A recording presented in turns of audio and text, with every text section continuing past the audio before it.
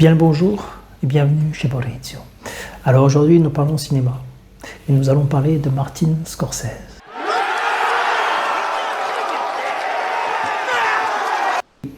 Et donc si je décide de l'évoquer aujourd'hui, ce cher Martin Scorsese, c'est pour revenir sur la polémique qu'il a déclenchée en annonçant utiliser l'intelligence artificielle pour ses projets à venir. Son of a bitch! Tous les anti-intelligence artificielle ont levé leur bouclier et sont partis sur le sentier de guerre pour aller attraper la veste à Martin Scorsese. Tout le petit monde des cinéphiles était en émoi. Les gens sont devenus complètement hystériques. C'est comme s'ils avaient entendu le pape lui-même porter allégeance à Satan.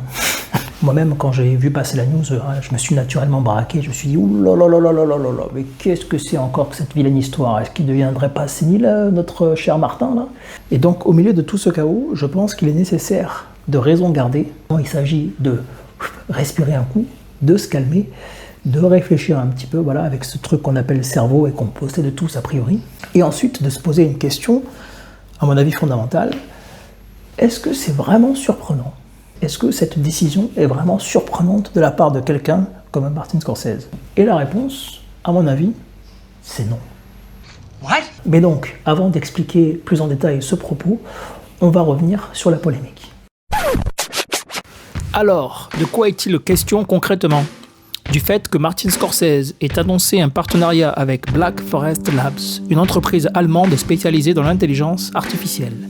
Il officiera en tant que conseiller, avec comme objectif d'utiliser l'outil pour créer des storyboards qu'il dessinait jusque-là lui-même depuis ses débuts. Une annonce qui a donc été accueillie avec torpeur et colère par un grand nombre d'internautes. On a hurlé à la trahison du 7e art, qui plus est par l'un de ses plus illustres défenseurs. Alors déjà, premièrement, je pense qu'il y a un malentendu. Martin Scorsese ne souhaite pas utiliser l'IA pour réaliser des films. Il n'est pas question de remplacer les acteurs, il n'est pas question de remplacer les scénaristes, et il n'est certainement pas question de demander à l'IA de générer un film. En fait, ce dont il est question, c'est de prévisualisation. En fait, l'IA intervient dans le processus de création au moment de la fabrication des storyboards, donc au moment de la pré-production, et elle est vouée, dans ce cas-là, à faire gagner du temps dans la conception des storyboards. Et gagner du temps, c'est quand même quelque chose de non négligeable quand on connaît le coût exorbitant qui est celui de toutes ces productions hollywoodiennes. Voilà, ça se chiffre en centaines de millions de dollars. Et vous savez que les projets de Scorsese sont très chers et très risqués. Ils sont quand même très ambitieux artistiquement. Ainsi, si on peut gagner du temps et de l'argent au moment de leur conception, voilà, dans l'étape de la pré-production, eh ben on a envie de dire, ne nous gênons pas. Voilà, c'est un argument forcément qui pèse dans la négociation au moment de débloquer des budgets pour des films de cette ampleur et avec ce genre d'ambition artistique. Donc ça, c'est pour le côté pratique et financier. Et puis donc, il y a aussi, a priori, l'aspect artistique. Et donc là, l'intérêt avec cette nouvelle technologie, c'est de pouvoir améliorer la communication de la vision personnelle de l'artiste à l'intention de ses équipes. Comme Scorsese l'explique, pour qu'ensuite la conception de la mise en scène et des décors du film se fasse plus simplement. Deuxièmement, je dirais que Martin Scorsese, lorsqu'on regarde sa carrière, on s'aperçoit qu'il a toujours été un grand amoureux de la technologie. Voilà, il a toujours été soucieux d'innover techniquement et donc d'utiliser la technologie à cette fin. Et pour illustrer ça, dans sa filmographie, on trouve plusieurs exemples. Il y en a un que j'adore citer, c'est le film Mean Streets, la première grande réussite artistique personnelle du réalisateur. Plusieurs effets de mise en scène inventifs et assez inédits dans le cinéma américain de l'époque étaient proposés, comme le fameux plan qui montre Harvey Keitel marcher complètement bourré, où la caméra est directement fixée au corps de l'acteur afin de bien faire rendre compte de l'ivresse du personnage. Ce plan, devenu culte, a maintes fois été imité depuis, notamment par Darren Aronofsky dans son fameux Requiem for a Dream.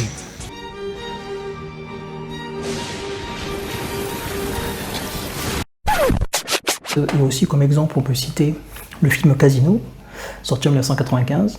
Et donc ce film, c'est le premier sur lequel Martin Scorsese, donc avec sa monteuse Thelma Schoonmaker, décide de monter le film de manière non linéaire en utilisant pour ce faire des outils numériques. Donc le montage par ordinateur, ce qui était quand même très nouveau à l'époque. Voilà, aujourd'hui, c'est très commun de monter à l'aide de l'informatique, mais à l'époque, c'était encore quelque chose de très nouveau et qui n'était pas d'ailleurs très bien vu.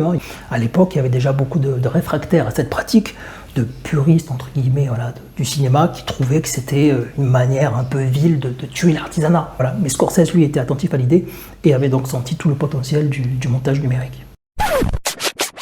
D'autres exemples plus récents dans la filmographie de Scorsese témoignent de son désir d'utiliser les nouvelles technologies pour toujours mieux parvenir à ses fins artistiques. On peut évoquer l'utilisation de la 3D sur Hugo Cabret. On peut évoquer l'énorme quantité d'effets numériques invisibles présents dans Le Loup de Wall Street pour étoffer les décors du film et leur donner l'aspect précisément voulu, le genre de méthode qu'adore aussi un David Fincher.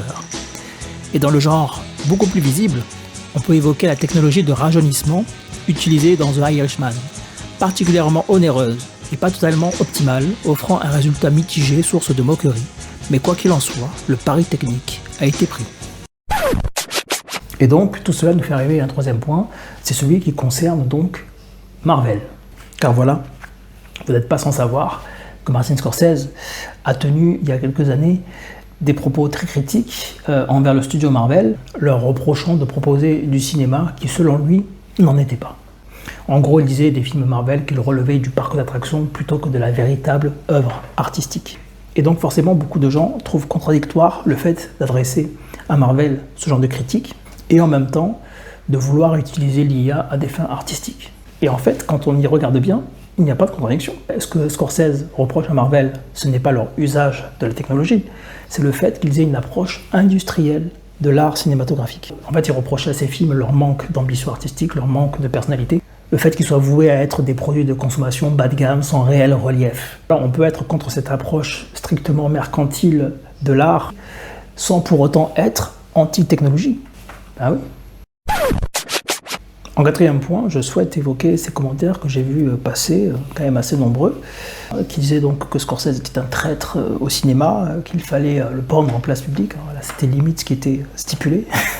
Et qu'à l'inverse, des génies aujourd'hui disparus comme Stanley Kubrick ou David Lynch n'auraient jamais osé porter allégeance à la satanique intelligence artificielle.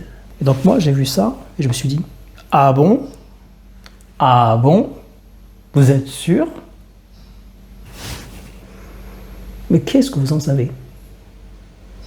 Qu'est-ce que vous en savez? Ouais, vous en savez rien du tout. Depuis quand on parle à la place des morts? Et donc moi-même, j'en sais rien. Mais si je devais deviner, je dirais au contraire qu'ils auraient été plutôt partisans.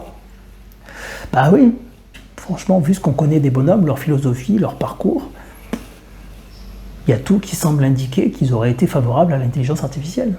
Tu vois, si on prend l'exemple de Kubrick, la technologie a toujours été pour lui un outil précieux, une alliée absolue dans la création artistique. Kubrick, c'est peut-être dans l'histoire du cinéma l'un des réalisateurs les plus obsédés par la technologie.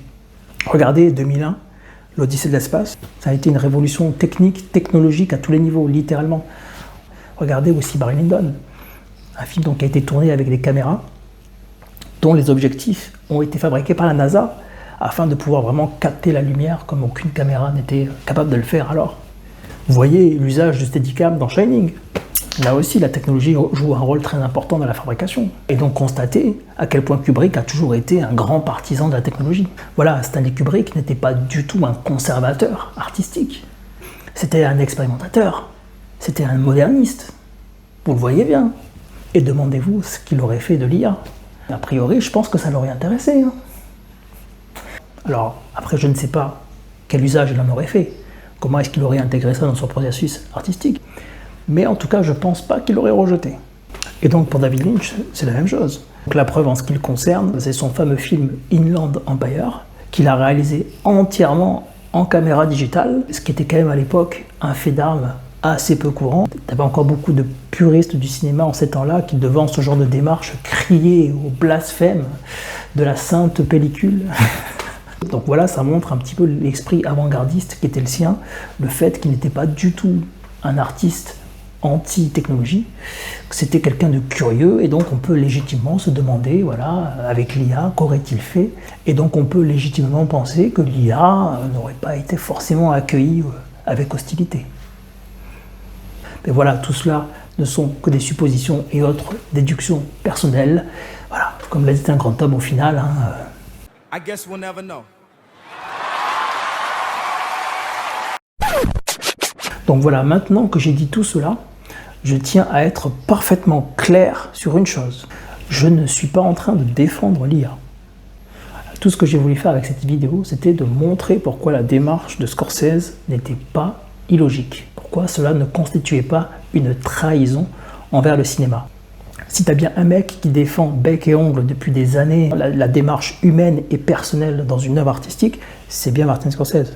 Toute sa croisade contre Marvel en témoigne. Et donc le jour où un mec comme lui décide d'avoir recours à l'IA, vous vous doutez bien que c'est dans une démarche artistique précise qui vise toujours à laisser l'humain au centre du processus artistique. C'est ce qui est clairement et factuellement voulu. Voilà, est-ce que c'est bien ou pas? Ça, j'en sais rien, je vous laisse juger. Mais en tout cas, maintenant, vous jugerez en connaissance totale de cause. Parce que critiquer l'IA, il n'y a pas de souci. Moi-même, je suis le premier à le faire. Quand il faut aller tirer sur l'IA générative, ne vous inquiétez pas, je suis en première ligne. Mais voilà, si on doit critiquer l'IA, faisons-le sans mauvaise foi et sans faire de faux procès.